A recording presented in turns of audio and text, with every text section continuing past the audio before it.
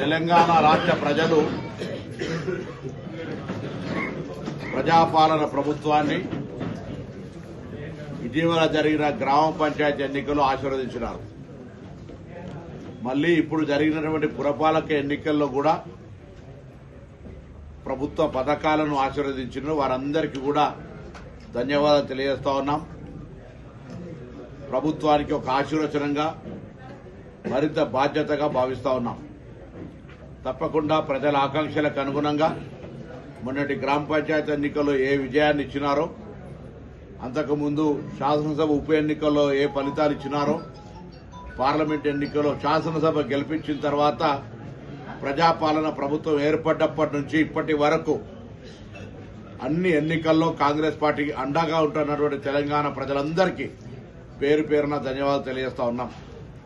ఇప్పుడు పట్టణ ప్రాంతాలకు సంబంధించి భారతీయ జనతా పార్టీ మేము అర్బన్ హీరోస్ అని చెప్పుకునేటువంటి వాళ్ళు కూడా గత 2020 ఎన్నికలను కంపేర్ చేసుకుంటే కూడా వాళ్ళ ఓట్ల పర్సెంట్ కానీ వాళ్లకు సంబంధించిన సీట్ల పర్సెంటేజ్ కూడా తక్కువైంది.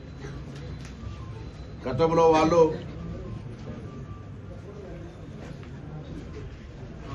2020లో 293 వార్డులు 2 మున్సిపాలిటీలు గెలిస్తే ఇప్పుడు వాళ్ళు 249 వార్డులు జీరో చేసినారు, ఒక కార్పొరేషన్ తప్ప.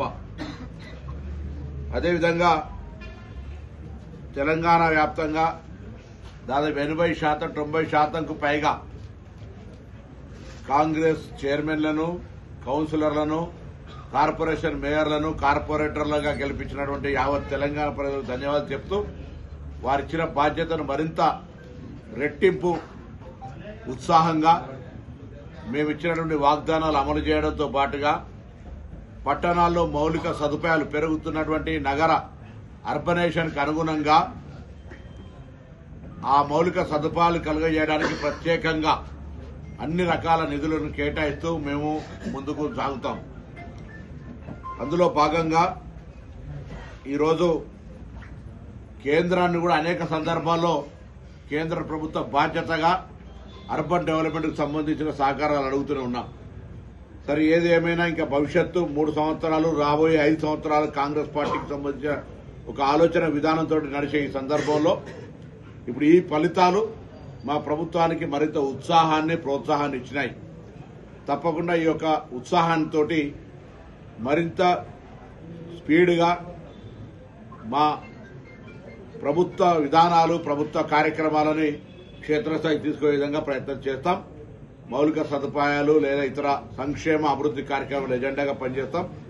దీనికి నాయకత్వం వహించినటువంటి మా గౌరవ ముఖ్యమంత్రి రేవంత్ రెడ్డి గారికి, ప్రదేశ్ కాంగ్రెస్ అధ్యక్షుడు మహేష్ కుమార్ గౌడ్ గారికి, అదేవిధంగా ఉప ముఖ్యమంత్రి బట్టి విక్రమార్క గారితో పాటుగా మాకు మార్గదర్శకత్వం చేసిన ఏఐసీసీ ఇన్ఛార్జ్ మీనాక్షి నటరాజన్ గారు ఎప్పటికప్పుడు వీడియో కాన్ఫరెన్సుల ద్వారా నియోజకవర్గాల వారీగా జరుగుతున్నటువంటి పరిస్థితిని, నేను మహబూబాద్ ఇన్ఛార్జ్ను, మహబూబాద్లో కూడా మేము 7 మున్సిపాలిటీలు గెలిచిన విధంగా ప్రతి మంత్రి మున్సిపాలిటీలను సమీక్షిస్తూ, ఇక్కడ తుమ్మల నాగేశ్వరరావు గారు కూడా 2 సార్లు రావడం జరిగింది. ఆ విధంగా ఎక్కడికక్కడ సమీక్షిస్తూ మరి యొక్క మున్సిపల్ ఎన్నికల్లో మంచి ఫలితాలు సాధించడం. మరొకసారి యావత్ తెలంగాణ ప్రజలందరికీ కూడా ధన్యవాదాలు.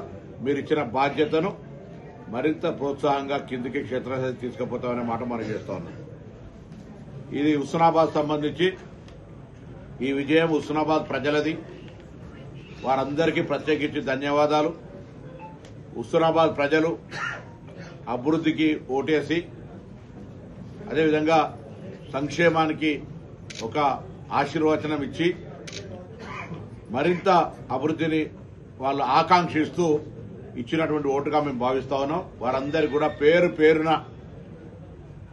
ధన్యవాదాలు. తప్పకుండా వారి ఆకాంక్షలకు అనుగుణంగా చుట్టూ 4 జిల్లా కేంద్రాలు ఉన్నటువంటి మాదిరిగా హుస్నాబాద్ను అన్ని రంగాలు అభివృద్ధి చేసే బాధ్యత మా నూతన పాలకవర్గం, శాసనసభ్యుడిగా నేను, రాష్ట్ర ప్రభుత్వం సహకారం తీసుకొని హుస్నాబాద్ను అగ్రభాగాన్ని నిలబెట్టే విధంగా ప్రయత్నం చేయడం జరుగుతుందనే మాట మనం చేస్తా ఉన్నాం. ఈరోజు మేము ఓడిపోయినటువంటి 4 సీట్లలో కూడా 9వ వార్డులో మా అభ్యర్థి 28 ఓట్లతోటి, 13వ వార్డులో 6 ఓట్లతోటి, 17వ వార్డులో 49 తోటి, ఒక 18 వార్డులో మాత్రమే కొంత 300 ఓట్లతో ఓడిపోయాం. గెలిచిన స్థానాలు 4ను హైయెస్ట్ కంపేర్ చేస్తే కూడా 19 వార్డులు 447 మెజారిటీ, సెకండ్ వార్డులో 313, 4వ వార్డులో 313, 20వ వార్డులో 306, 15వ వార్డులో కూడా 285. ఈ మెజారిటీని కూడా మేము ఆలోచన చేసుకొని చూసినప్పుడు హుస్నాబాద్ లో 19,000 చిల్లర ఓట్లుంటే పోలైన ఓటింగ్ పర్సెంటేజ్ తీసుకుంటే కూడా 8,208 కాంగ్రెస్ కు వచ్చి 50% 69 అంటే 50% క్రాస్ అయ్యి 50% ప్రజలు హుస్నాబాద్ అభివృద్ధికి, భవిష్యత్తు అభివృద్ధికి, సంక్షేమానికి వాళ్ళు ఆమోదముద్ర వేసి ఆశీర్వదించినారు. బీఆర్ఎస్ పార్టీకి 5,500 ఓట్లు వచ్చి 34% తోటి వాళ్ళు ఉన్నారు. భారతీయ జనతా పార్టీ 1,495 ఓట్లు వచ్చి 9% తోటి వాళ్ళు ఉన్నారు. ఇది వాస్తవంగా కొంత ఎందుకు బాధ కలిగింది, ఎందుకంటే ఎన్నికల ప్రచారంలో మా నాయకత్వం అంతా కూడా ఇల్లు తిరిగి ప్రచారం చేసినాం. ఎక్కడ కూడా అధికార దుర్వినియోగం కానీ లేదా మేమేదో ఎక్కడ కూడా ఎటువంటి కార్యక్రమం చేయకపోయినా కొత్త రాజకీయంగా వచ్చినటువంటి అబ్జర్వర్ వాళ్ళ పార్టీ నాయకుడు కావచ్చు, మాజీ శాసనసభ్యుడు కావచ్చు, కొంతమంది స్థానిక నాయకులు వాళ్లే మొగన్ని కొట్టి మొరమొర అన్నట్టుగా బదనాం చేసేటువంటి ప్రయత్నం చేశారు. మేము ఎక్కడ కూడా ప్రజాస్వామ్యానికి పూర్తిగా విశ్వాసంగా పబ్లిక్ ను ఓటు అడిగే విధంగా మా ప్రయత్నం కొనసాగింది. మా అభ్యర్థులందరూ ఇంటింటికి 4 సార్లు తిరిగి అభివృద్ధిని చూసి ఓటేయండి, భవిష్యత్ అభివృద్ధిని ఆకాంక్షించి ఓటేయండి, సంక్షేమ పథకాలు నేరుగా మీ దగ్గరికి వస్తా ఉన్నాయి గమనించండి, మేము అభ్యర్థులుగా గౌరవ శాసనసభ్యుల నేతృత్వంలో ఈ పట్టణాన్ని అభివృద్ధి చేస్తామనే మాట ప్రజల దాకా తీసుకుపోగలిగినాం. కాబట్టి 16 సీట్లతో గెలిచినాం.